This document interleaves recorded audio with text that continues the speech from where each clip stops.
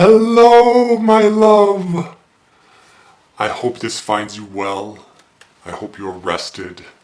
I hope you are recharged as you begin to go about your day. Good morning to you. I hope as you go about your day that you have room for repair, and take that however you will, whether that is of yourself, of others, of things, of relationships. I'm thinking of you as always.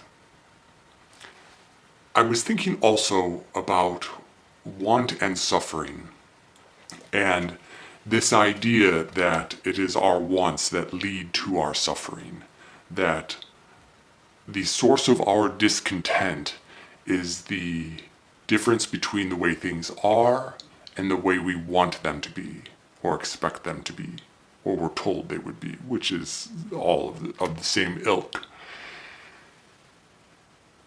And I found that to be very true in my life, that the source of my discontent was the disparity between the way things I wanted them to be and the way they were, or the difference between the things that I wanted and the things that I actually had. But the point of all of that, the knowledge gained from all of that, for me was not to go, oh, I simply need to stop wanting things.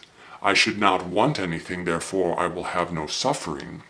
Well, that is an approach taken by some and has its own value in its own paradigm, and depending on what you are trying to achieve, that is not something, that is not a route that I found myself taking. What I found instead was that it was simply good to remember that while there were many things that I wanted, there were very few things that I actually needed. And that's sort of the key, is to realize that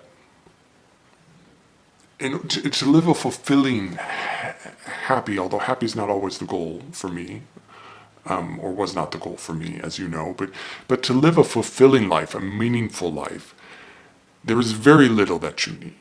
And the more you want, the more that may get in the way of your living that life and realizing the bounty that you have already in front of you. So my advice would be to temper your wants.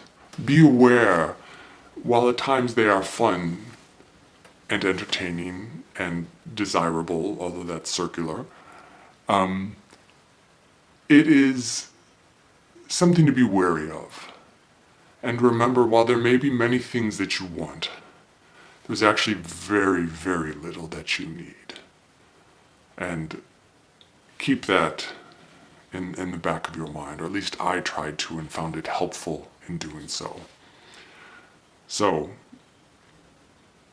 with that, I will bid you adieu and recommend, again, Run the Jewels.